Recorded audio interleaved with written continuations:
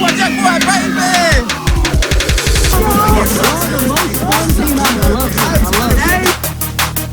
Come here!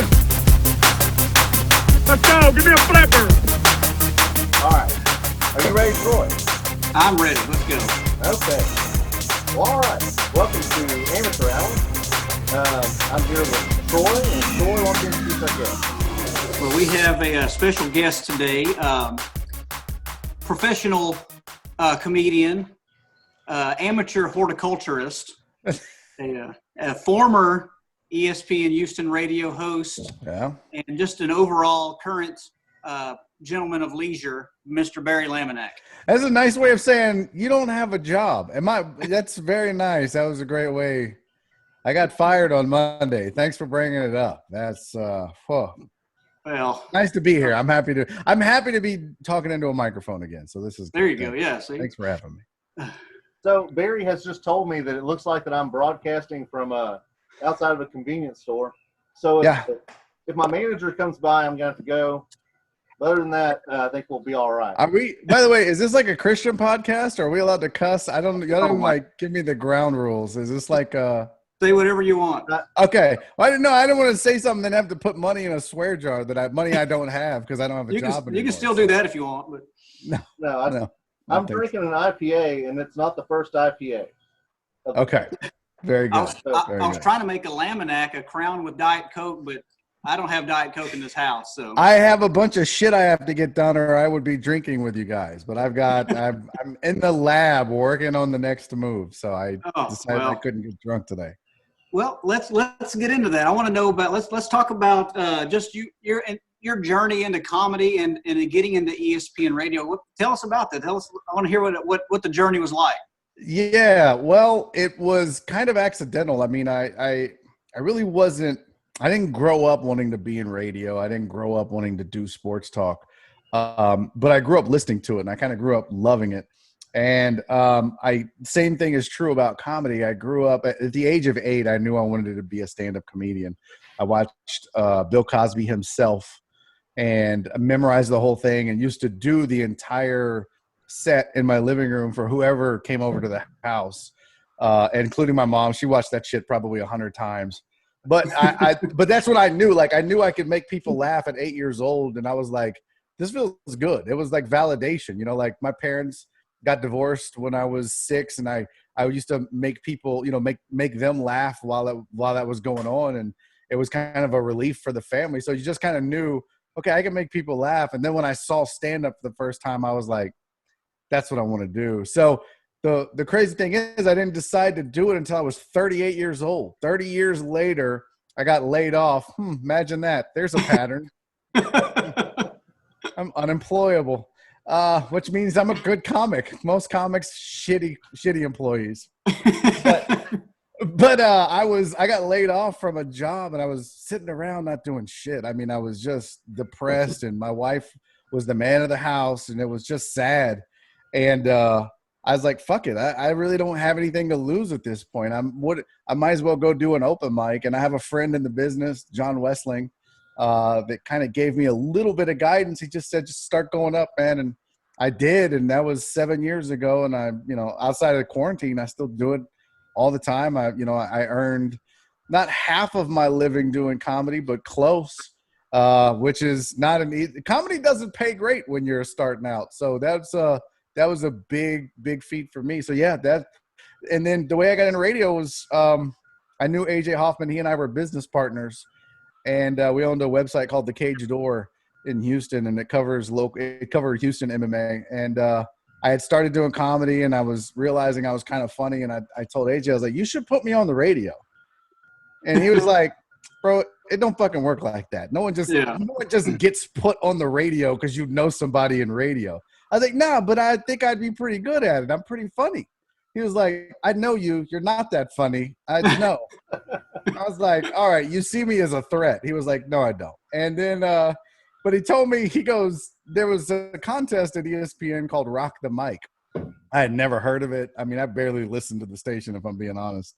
Yeah. And but he was like, go win Rock the Mic, and then maybe they'll let you do something on the radio. I was like, oh, okay, cool. This is on a Tuesday. I was like, when is it? He goes, it's Friday. I was like, oh, fuck, okay. Well, that's all right. I don't even know what to do. I show up. I do this little 1-minute video on A-Rod taking steroids. And I keep advancing and moving on to the next round. And I'm like, okay, this is kind of cool. And then I end up in the finals, me and another dude.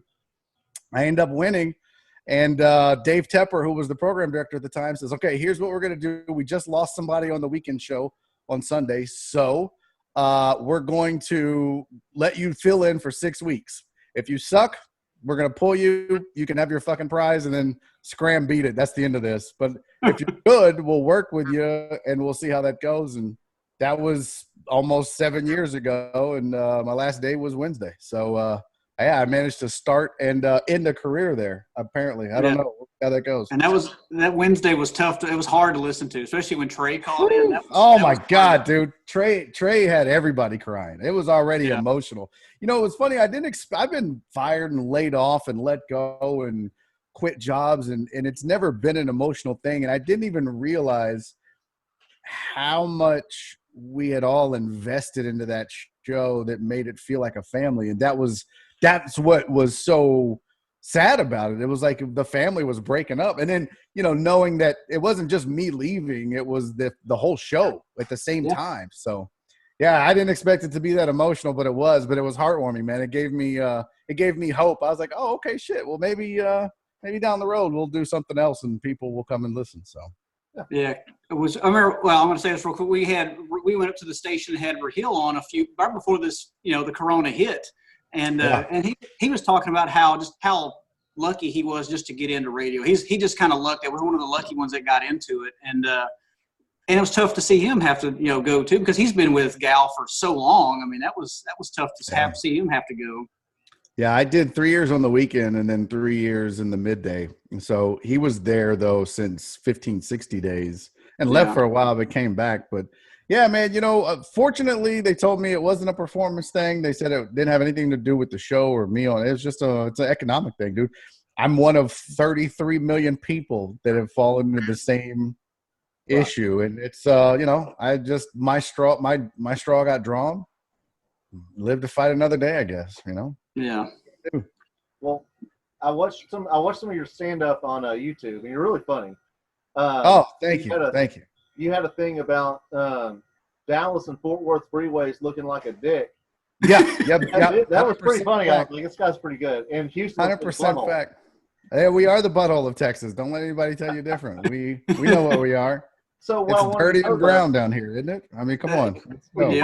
You also had a good routine where you had a heckler or like just a bunch of drunk people or something. Oh my God! And your whole routine was just making fun of the drunk people, which I found that was just 15 minutes. That whole set was 45 minutes. That was just the highlights of an entire almost hour of me just fucking with people that wouldn't stop fucking with me. It was a lot of fun. I would never want to do that again. I think people enjoyed it.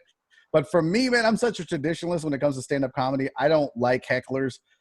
People, and like I said in the video, don't heckle if you go to a comedy show. No one wants that. You think you're funny, you're fucking terrible, or you would be a stand-up comic.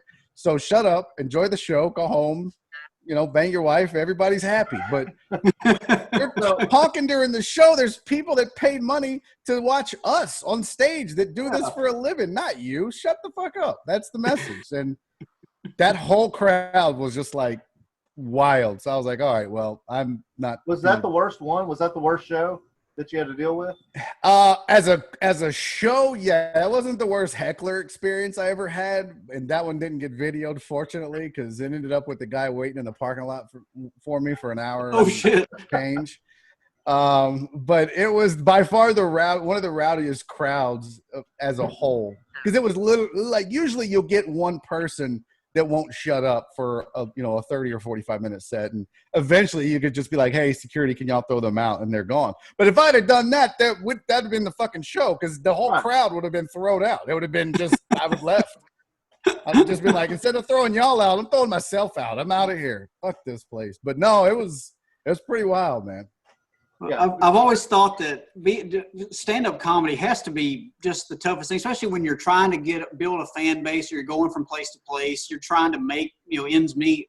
But I've always thought when you become one of the top of the top 1%, where you're on TV and you tell a joke, you can't really use that anymore because it's been told, and that emotion of difference between a musician who can play a song for 50 years and everybody gets the same emotion for it. When you tell a joke and it becomes a big thing, it's gone. Like that loses that momentum, and you have to constantly come up with something new. And I think that makes it really tough for that top 1% of comedians. It can be like that. Sometimes there's kind of a unwritten rule that once you cut a special, you have to kind of burn all that material and then come up with a new hour.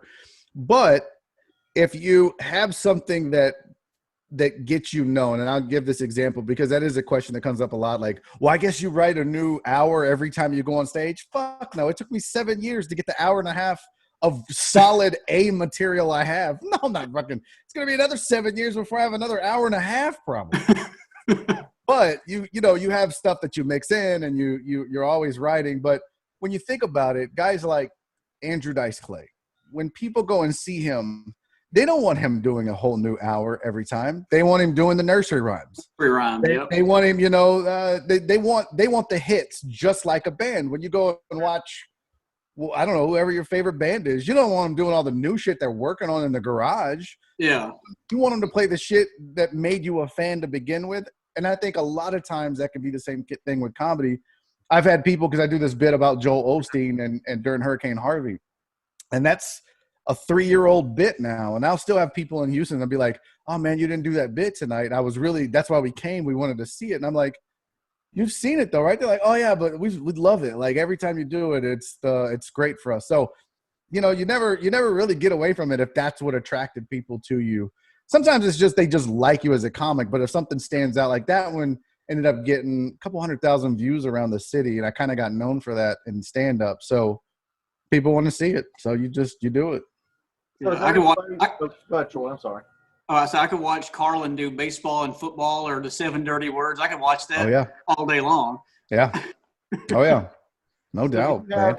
Besides like Bill Cosby, is there anybody else that inspired you that like made you really want to be a comic? I mean, I enjoyed all kinds of comedians that I was a fan of as I came up. Some you probably never heard of, some that you have, but Cosby was really the inspiration for me. And then as I started my comedy journey, there were so many different comedians that, when I first started, Ralphie May was a big deal to me because he came from Houston and he made it. And he was so popular. And then they say never meet your heroes. And that's true. But there were, and there were a lot of guys that I look at now and think, man, I wish I was as good as a writer or performer or comedian as a whole. But it was Bill Cosby is the reason I'm a stand-up. I mean, that's so unfortunate because he's very rapey. Right. And you don't want to be attached to be like that. That would be like, if your favorite artist was Hitler, you're like, oh, I got into painting because of Hitler. But don't, I mean, it's not, not because of the genocide. It was the painting, the painting. Yeah. It's not the rapey stuff. It was the comedy. So just so we're clear. Yeah. Well, Troy and I were confused. I kind of didn't know which part of Bill Cosby's career you were talking about. Okay. Right. I was not confused. I'm not the one in front of a brick wall looking like I'm making a hostage video. So I'm doing the best I can. Okay. It looks like a sex dungeon. All back here though. Well, yeah. Look, let's not worry about my personal life. Just remember, you started it. Sports though. So you have these two like parts of your life. You have sports and comedy. What made you get into sports? I love entertaining people, and I felt like the radio was another good outlet for that. I felt like I love sports. I love talking sports, and I felt like, okay, I can take what I do, because I would listen to guys like Lance Zierlein and John Granado or Fred and AJ on the Blitz and ESPN. And those guys would legit make me laugh. And I was like, oh, that's kind of like comedy, but it's using a different medium to make people laugh. And I enjoy making people laugh no matter how the medium. So I was like, maybe that's something I could do. I love sports. I grew up a sports talk fan. I remember listening to Charlie Palillo when he was with Rich Lord. I remember listening to Joel Bushbaum on Sunday nights in Houston. That was the only sports talk you could get was on 740. So I've always been a fan, and I just like entertaining. And I don't know. It just seemed fun and seemed like something I wanted to do. And then when AJ was like, "You can't do it," it became a challenge, and that turned into a career. So it wasn't like I was like, "I'm glad," because guys go to college for this, and they fucking prepare their whole lives, and they're like, "All right, I got my big break in Topeka, Kansas. Okay, fuck it. This is why I'm in debt. This is why I went to Syracuse and spent all this money." And I was just like, you should have won a contest, and you're like, "Hey, yeah, won a contest." It shouldn't be like that. And that's the same thing with Raheel. Like, most people don't get a break in the 6th largest media market in the nation and then get a show out of it. That just doesn't happen. So I'm grateful. I'm so lucky, and I'm thankful for every minute that I got to spend on that station, because it was amazing. Well, I thought you did a good job of bringing a lot of stats with you. You were very good with numbers. I thought you were really informed. You weren't just the comic relief of the show. I thought you were very informed and brought all the stuff that you would hear from Lance or Palillo. You brought that same knowledge of every sport that y'all talked about. So I thought that was really good. It mixed everything together really well. I appreciate that. It was kind of like, in my mind, it was kind of a little Dennis Miller syndrome. Do y'all remember when he did Monday Night Football? Yep. I didn't want to be thought of like a Dennis Miller, like, oh, okay, he's funny, but he don't know shit about sports. I took it serious. I watched.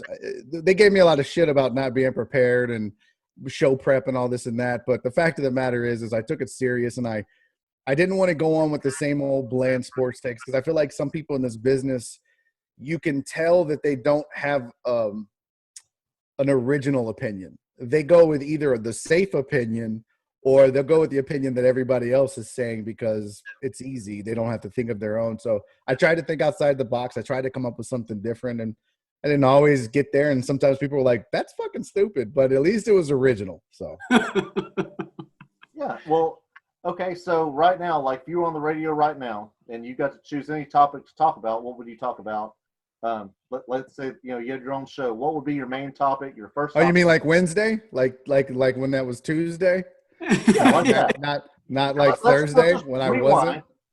Okay. I knew there was plenty of sports. I was always the guy that I would bring up sports topics, but I was always the guy that tried to get us into something different, because the way I looked at it is, by 1 o'clock, you've heard at least 3 different shows talk about a topic. Yeah. There's probably not a lot of new, like, when DeAndre Hopkins got traded, yeah, we're going to talk about it. Yeah, we're going to give our opinion on it. Yeah, we spent some time on it. But I always wanted to have something in my back pocket that maybe nobody else was talking about. It could be sports related. It could be anything, and one of the things that I tried to do was bring more of my life into the show. And because I feel like people can relate when you're frustrated. Like if you're pissed off at your neighbor, or you're on your Facebook neighborhood group and they're saying dumb shit, I think people relate to that. And so I just tried to take my observations of life and inject them into the show. Like right now, I would probably be on the radio bitching about the people in the Jeeps driving up and down, like turning my goddamn, this is like a truck rally out here now, or a Klan rally. I'm not sure which, because there's a lot of white people in the neighborhood. But they won't all fucking go home. We're all supposed to be home. Now, the only advantage is if they all get this shit and get sick, then they'll be home. But I don't know.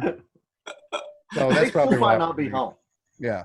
That's probably what I would bring up. Something like that. Yeah, that would be, man, that is the best thing. Like, I do like sports radio a lot, but I can't listen to, the stats from yesterday's whatever, football game or baseball game over and over again. I really like the social topics a lot better. And I like it when people bring up, I like old topics, like when people bring up, gambling in sports and stuff like that. To me, that's more interesting than hearing about the last trade. Yeah. Yeah. You have to talk about it, but I tried to, and we all, I mean, Nick and Joel too, but we all tried to not stay on something too long, because then you're like, okay, you would hear us. We were so honest on that show. one of us would be like, all right, we're just repeating ourselves. We're just talking in a circle. Let's move on. Because you kind of get that sense and feeling. And, you know, if I feel like that, I can't imagine that the listeners don't feel like that either. Like, okay, guys, fucking move on. You've beat this to death. Do something new. So, yeah, it was just, you know, just being aware. Well, I've had I wanted to change for changing topics. We've been talking about. We actually a couple of weeks ago on the podcast we did a top 5 TV characters of all time. Since so many people are watching TV, watching shows now, we did a top 5 favorite TV characters. Do you have any that stand out to you that are your favorites that you from your watching? It could be growing up or it could be current or whoever.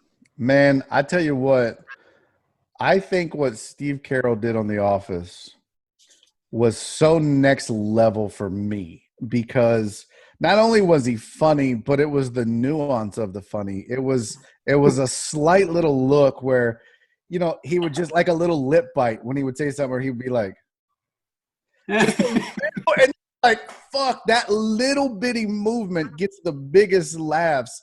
And to me as a comic, that's the genius of it. Is because you can be crazy, you can be over the top, you can be loud and get the laughs. But if you can make me laugh with a little, like just a little, like that's just genius to me, man. And I thought the writing on that show was amazing. But I think Steve Carell and his, you know, Michael Scott, and that just, I fucking love that so much. I was such a fan of the way he did that. Was he a comedian or is he just an actor? Was he? No, he was an improv actor. Okay. So he did improv and he was a comedic actor, but not a comedian per se. Or I should say stand-up comic. Yeah, because I remember so many, like I'd watch shows when I was a kid in the early, you know, late 80s, early 90s, and I'd see these guys in these shows, and all of a sudden I'll see them doing stand-up, and I didn't realize they were comedians before they started into TV shows. I didn't know it was. I thought it was the other way around, that they got into stand up because they were in these shows. So I never knew that, like Seinfeld and people like that. So yeah, it's just interesting to see just how things rotate around, how you can get a big break by being a stand up. Who was y'all's number one? Who was on your list? Who was your number one character? I'll go through mine. I brought it back. I had a couple of honorable mentions. I had Hayden Fox from Coach. That was one of my favorite ones. Okay. I had Ruth Langmore. She's one of my favorite characters of all time from Ozark. Woody Boyd from Cheers. I thought that character was just so fun. And George Costanza from Seinfeld. All right. And then Boyd Crowder from the show Justified.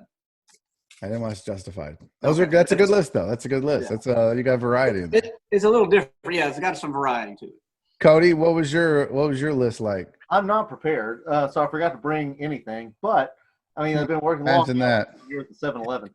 But I think Dwight Schrute was on my list. I had a bunch of cartoon characters because I'm not surprised at all. I remember his number one was Rick Sanchez from Rick Sanchez. I love Rick Sanchez. From what? Rick and Morty. Oh, I've watched that like twice. I keep getting chastised for not watching all these. Like, I don't watch like BoJack Horseman. I don't know. Like, even The Simpsons, I thought it was great, but I don't know. I really don't watch a lot of TV anymore. I just don't. I don't know why, but fuck, really, bro? Rick and Morty, all the groundbreaking television in the world, all the amazing, like, he's pulling out Cheers, which is the staple of American comedy. And hang on, hold on to your like fucking Rick and Morty. I've never seen Cheers. He's never seen Cheers. Exactly. All right, this interview's over. I'm out of here. Fucking what? I've also never seen Top Gun, and I've never seen like a bunch of look. Look. I'm not gonna shit on you for not watching a lot of movies. I've never seen The Godfathers. Somebody got mad at me the other day because I didn't think Caddyshack was the funniest movie of all time. I haven't seen that one either. Barely made me laugh. Like, yeah, there's a lot of shit I haven't seen, but that doesn't. I've seen Rick and Morty, and that's not list worthy. So I think I had somebody from Breaking Bad or something. I can't remember. Yeah, you did. But all right. Way to go out on Tobias Funke from Tobias Funke. That's right. What was that? Not Curb Your Enthusiasm. That was Arrested Development. Yeah. See, I didn't watch that much either. Curb, Seinfeld. Not watch none of that shit. Lame. Barry has the things he likes. That's right. Yeah. That's right. Exactly. When I was 4 years old, He-Man was the best thing ever. Oh, bro. You talk shit about He-Man. I will fight you on this podcast. He-Man was amazing, dude. Very, very homoerotic now that you look at it, right? Exactly. Like, yes. you look back at it and you're like, wow, my life could have gone either way. How much I loved He-Man. Well, what's troubling is my mom has pictures of me as a tiny kid wearing He-Man underwear. I'm like, I was wearing a shirtless man on my crotch. Was that the underoos or was it just the He-Man underwear? I think they were like the tidy whities with like He-Man on the wiener. Oh, okay. Wow. Yeah. You do have to describe it as that as a kid. It's definitely a wiener. If you're 48 and you call it a wiener, that's an issue. But you're right. It was on your wiener as a 4-year-old. Yeah. I do remember underoos though. I had Superman underoos. Do y'all remember underoos? I don't remember that. How old are you? How old are you? 37. Jesus Christ. Cody, how old are you? I'm 36, but I look. Oh my God. What am I doing on this fucking? Yeah, you've lived a rough life, Cody. You look about 53, bro. Like, fuck. I'm 45. How the fuck am I way older than you guys? That's the fuck. Man, we had underoos. Underoos were the shit. We didn't just have like He-Man's face on our dick. We had like actual like yeah, it was like manly, bro. Like you'd put on this fucking like a t-shirt, but it had like the S like Superman, and then you'd put on these underwear like Superman's underwear, but they would have like the yellow belt. And they still had a pee hole so you could get your dick out, but it was like it was fucking awesome, dude. Then I would take a red towel and safety pin it around my neck and fucking fly around the house like I was Superman. That's a costume. That's not underoos. That's a costume. No, it was called underoos. Google that shit. Cody's gonna get him some now. Watch, I'm telling you. Well, I am wearing my He-Man underwear right now. Oh my God, that's balls all hanging out of one side because they're too small. That's not a. Now, I didn't need that visual. Colin probably wears it. He's got a 13-year-old son. Collin probably wears that stuff. No, Colin sleeps naked. It's really okay. That's fucking wow. I think we're on a watch list now. Thank you, Cody. Thank you. That'll be all right. You know your 13-year-old kid sleeps naked? That was awful, bro. What? The weirdest part, though, when I was a kid of wearing the He-Man underwear was the boners you got. I get it. I know. You're like, I have the power. And then your dick would get hard. And then your mom was like, put that away. Yeah, you're not. I get it. They were the first interactive underwear. But the run in the room holding your sword, and you're like, everybody's like, get out. This is a cocktail party, but not that kind. Well, get it, kid. Go back to your room. Trailer, we didn't have cocktail parties. Oh, no shit. Yeah. It was a single wide trailer. Just spam and cheese. I don't know what y'all would call it. Okay. All right. Where are you from, Barry? I'm from Houston, man. Born and raised. Yeah. The butthole of Texas. Born and raised. Well, you got a couple of Vidorians right here you're talking to. So get with that. A couple of what? Vidorians from Vidor, Oh my Texas. God. Is this a Klan rally and I didn't know it? Did I just fucking stumble into some goddamn – did I just get tricked into joining the Klan? You're in now. You're in now. now. My God. This is great. My Mexican wife is going to be pissed now that I got a leader. Oh, man. Look, the Klan has great dental. We have vision, but it costs extra. So just think about it. I've seen everybody that would be in the Klan. I don't believe y'all have dental. I'm not buying that. Well, that's why the Klan doesn't have a lot of. That's why they have the hoods with no mouths. It's hiding all the teeth they're missing. I know what the fuck is going on here. Just very good with bleach, though. Very good with the bleach. I bet. So I have a few ridiculous questions I need to ask you before the. Oh, that wasn't them earlier? Oh, no, I'm just kidding. These are going to be much stranger. Oh, good. Okay. If someone wrote a biography about Barry Laminack, what would be the title? Idiot. Just the one word? Idiot. Biography of Barry Laminack. Okay, that's pretty good. Okay, for the rest of your life, for as long as you live, would you rather be a little bit itchy or a little bit sticky? Sticky. Definitely sticky. Yeah. You said sticky, right? Yeah, sticky or itchy. Okay. Oh yeah. No, I'm going sticky. Itchy sucks, bro. You ever like, you ever had your wife tie you up and then like your nose starts itching? Never mind. That's not. Well, I've we'll edit that out. No, Yeah. sticky for sure. Because itchy is like fucking annoying to the point where you would go crazy. You would lose your shit. Like I feel like that would be a form of torture if people like tied you up and make like rubbed you with poison ivy and then you couldn't fucking scratch it. But sticky is just like, oh well, my wife was out of town for a week. Okay, so yeah, definitely sticky. Okay, if you could make any fictional character ever the president of the United States, who would you choose? Wow, I feel like that's already been a thing because Donald Trump feels like a fictional character. There you go. I realize this is like I'm gonna be kicked off this podcast because given the fact that it's a Klan rally, you guys are fucking big supporters of Trump. I think you hit it right on the nose. That's pretty accurate. No, he's orange. Orange. I feel like who would make a good president? A fictional character that would make a good president. Wow, that's a really good question. I'm trying to think because I want to take this serious because I don't want another fucking idiot running this country. Raheel chose Saul Goodman from Better Call Saul. Yeah. No, I don't know, man. Fuck, that's a really tough. I'm trying to think of who. Maybe like Obi-Wan Kenobi. I don't know. You can do some mind tricks, yeah. I don't know, dude. That's a fucking good question. I don't know. I'm gonna have to email you all that. That's let us know because we'll put it on the. But I didn't watch a lot. Like I said, I don't watch a ton of shows where I would. I got nothing. I really don't. Well, that's good because I have another one for you. Okay, good. Okay. Well, hopefully I can answer this one and not let you down. All right, I need you to make up a swear word or a cuss word in an alien language. Okay, now this is just turning into a fucking weird. I feel like now you're just like I'm a dancing street monkey. We're just like, come on, do something funny for make us. Us laugh. Do some jokes. Yeah. Dude, tell me your little skits, funny man. Huh? Come on. Hurry though. We got to go light this cross in about 10 minutes. Well, so you're the fucking entertainment. You have no idea how much lighter fluid it takes to light a cross. I mean, those crosses. Okay. All right. Well, next question.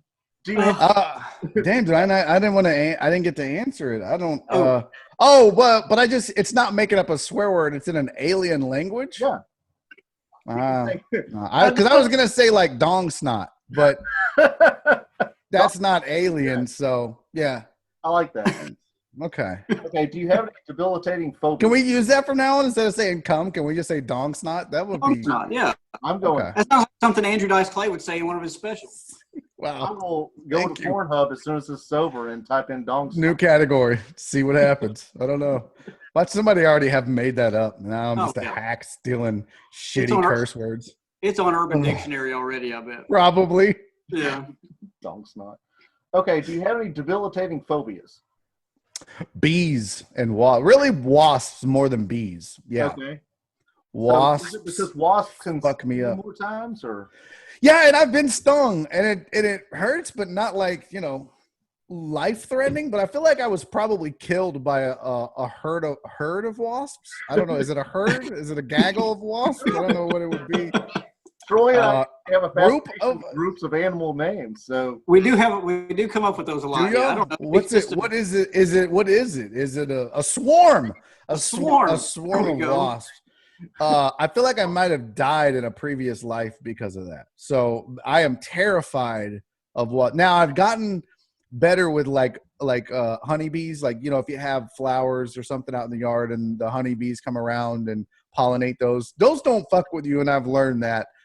So I don't freak out. But if there's a red wasp, it's fucking go time. And I don't mean like fighting it. I mean, it's time to go. Well, I don't know where the fuck we're at, but it's time to go.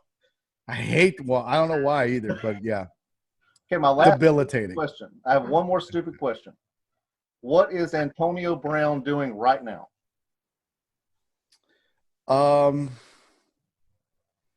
I don't know. Probably taking a shit and tweeting something he shouldn't be. I don't know. It's something. It's two things that don't go together. Whatever he's doing, they shouldn't go together. Whatever he's doing. Yeah. What is Antonio Brown doing right now? Probably something he'll regret later. Though I don't. Yeah. Well, those were great answers to those questions. Well, thank you. I feel like I let you down on some of those, but Well, I do have one that I think you'll like. Oh, well, hold on, I'm back. Door's gone. Okay. Hey, I do have one. I was like, oh shit! Did y'all run out of minutes? What happened? My prepaid minutes on my Boost mobile phone ran out. Yeah. Here's the one that I think you'll appreciate. Our football field. If you didn't know, we run an adult flag football league. Adult meaning adults playing, not like a sexually adult thing, but okay. Adult flag football. And you league. said flag. Flag football. Yeah. Okay. Yeah. I didn't pull know. each other's flags. Okay, I didn't know what that was. I figured it was just like you and Cody out there in He-Man underwear pulling in each other's swords and shit. That's it. Yep. Very adult. Right. But my question is, we have not been able to hold on. I have questions. I don't mean to hijack your podcast. How much does it cost to join an adult flag football league? Go, Cody. I think like $225 a team. God damn! How many people on a team? You have to have at least 8, but you can have like 20. So well, now you're hesitating. This is your league, right? Or are you just a member of the league? I'm actually a member of the board. I retired from presidenting. He was the former president, and I'm the first and third vice president of the league. So yeah, and you're hesitant. You're like, I think like you don't even fucking know it's your league. He drinks a lot, lot. Okay, so it's 200 and how much? $225 for a season. Yeah. And how many players on a team? 8 at least. Okay, that's not too bad. That's not terrible. Their money's worth.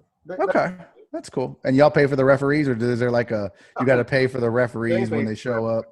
Oh, so you guys are just taking people's money. No, we pay for the field. We pay for all the stuff. I feel like all these people, and I'm not trying to run you out of business, but I feel like all these people could just meet somewhere at a high school with the fucking gates open and be like, well, if we got to fucking pay, we'll just meet and play flag football. They tried that. It didn't work. You would think it's that easy. It's not that easy. It's not that easy to get people to show up to play. There were gunshots fired. Yeah. Oh, really? Inviter? Don't believe it. No. This is the big. This is Beaumont. We're in the big city of Beaumont. Okay. Oh, gotcha. Yeah. Okay. Well, anyway, my question was, we have not been able to grow grass in the middle of the field for about 4 years. What are the tips? Give me some tips, Mr. Horticulturist. We need to know how to grow grass in this field. Well, without seeing it, is there a depression in there? Is it because it's too there's too much of a grade, so the water can't get to? Because if it's too steep of a grade, the water will just run off and not water the middle of the field. So, the first question to look at would be you probably either have a drainage issue or what kind of grass is it? Is it Bermuda? Is it? You don't even fucking know. I don't know. I think it doesn't get watered enough. I don't think they water it anymore. It's very sandy soil, so I don't think they water it anymore. Well, water is usually the cause of something like that. But that could be too much, not enough, drainage issues. You could always, if it's Bermuda, you could always try to seed it. If it was St. Augustine, you got to buy pallets of grass and put it down. But there's a thing Randy Lemon uses called kill, till, and fill, where you can go out and kill that section, especially if it's got some weeds in it and shit. That's the only thing that'll grow. Till it all up and then try to plant new grass in that spot and see what happens. Put down some good, like a 50-50 mix, and before you plant it and see what happens. But you can also just throw some compost out there and see what grows. That might help. Well, if you watch some of the teams play out there's a lot of compost on that field. No, not all just cow shit, like actual leaf mold compost. Yeah, not just cow shit. I mean, there'll be some shit in it, but not a lot. Okay, we're almost out of time, so I want to get... Also, do they fertilize the field? I'm sorry, he struck a nerve. He knows. Do they fertilize the field? Because that might help. I don't think they've done anything with that field in the last 5 years, probably. I think they've just kind of let it go, and we get it mowed and keep it and pay to play on it. So maybe fertilize it. That might help. Okay, so we're almost out of time, so I have like 2 that I need to ask. First, Barry, what are you getting your mom for Mother's Day? I'm not going to see her. That's what I'm getting her. Okay, perfect. Yeah. All right. The last thing is, Barry, you know, I know you have a bunch of stuff on social media and on, you know, the internet and stuff. So tell people where they can find you and tell them, you know, what to look for. At Barry is Funny on pretty much everything, whether it's Twitter, Facebook, YouTube, Twitch, my website. If there's a platform to be on and I'm on it, you'll find me at Barry is Funny, and it's BARRY. Don't, if you spell it with an E, that's an asshole thing to do. Nobody's named Barry BE unless it's their last name, but no, it's BARRY is Funny. So that's where I'm at. Come follow me. I don't have a job. I need the fucking followers. What do you have anything coming down the road with tour dates or going out? I mean, so there is I do have a comedy show in Humble at the end of May on the 31st, but I'm actually looking at and you know, when the show and when The Usual Suspects came to an end, I wasn't quite sure what to do, and so many people were like, man, just do a show and we'll listen. Like, we'll fucking come and listen to it. So I'm thinking I'm probably going to start doing a daily sports talk show sometime in the midday. I'm kind of a creature of habit, so it might be from, you know, 1 to 4, 2 to 4. I don't know yet. If I do it, it'll be probably on YouTube or Twitch. So at Barry is Funny on those.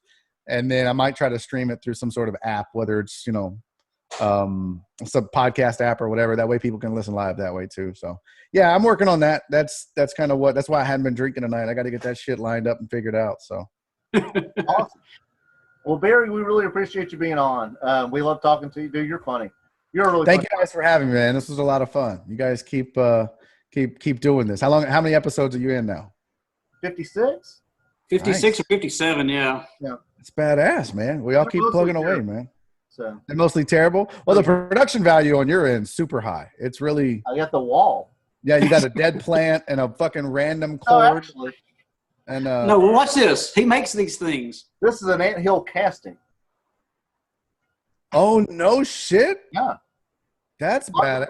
That looks like a funnel cake at the Beaumont Fair, but that's badass. I like the cord in the back that you got there too. That's fancy. Cord is very important. I like that. Is that holding up the house? What? That's pretty dope, though. That's Troy over here remaking Cheers, and then you're over here. I don't know what this is. It looks like like we caught you in the middle of a lineup, like you were just getting ID'd for a crime. That's probably a hate crime. What happened? Okay, a hate crime. It has to be a hate crime. Why did it probably a hate crime?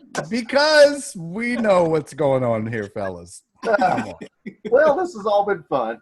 Yeah. Don't run from the truth now, Cody. It's too late. No, I'm just fucking. Man, I appreciate you guys having me on. This was a lot of fun. All right, Troy, anything else? Awesome. What's that? Troy, do you have anything else? Oh yeah. No, man. I really appreciate it, Barry, and I hope nothing but the best for you. Get back on your feet as soon as possible, and I'm going to be keeping track with you. Hey, man, I appreciate you guys. Thank y'all so much for having me. Thanks for inviting me, and thanks for the kind words. I appreciate it. All right, man. You're great. We really appreciate it, Barry.